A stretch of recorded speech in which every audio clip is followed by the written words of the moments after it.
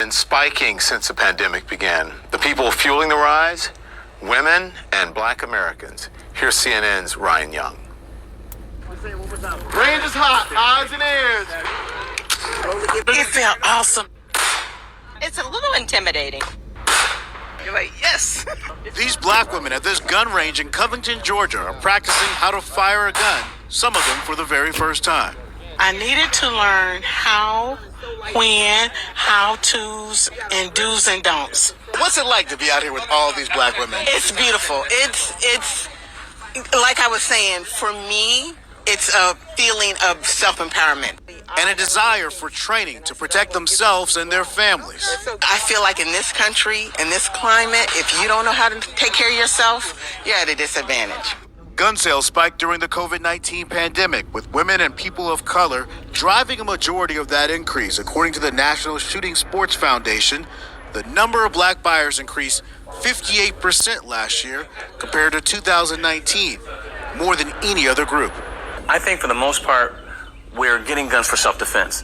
Philip Smith is the president of the National African American Gun Association. He says his group has seen a dramatic increase in membership over the last year.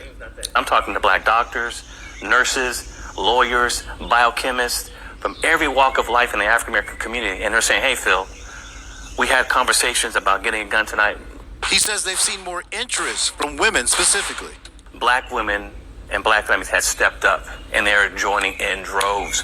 Some of the people here have never shot before. You can see them getting that one-on-one training before aiming their gun at the target and firing. They say this is something that's very empowering to them and something they're glad they've been able to do.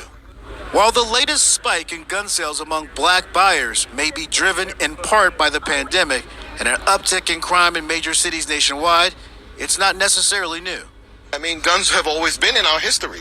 You know, it's just not told.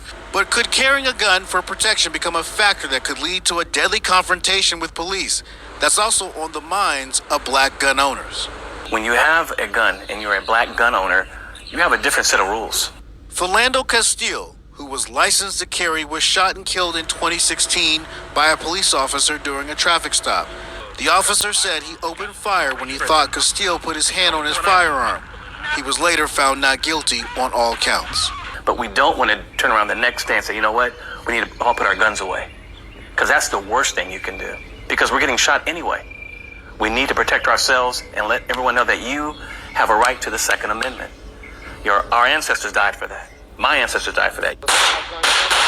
On the range, they want to shift what gun ownership in America looks like. Perfect. Wow. Very good shooting. Are you hoping to change the perception of black folks and guns? I do, actually. I do, because I don't see why we can't exercise our Second Amendment rights. If everyone else can't, why can't we?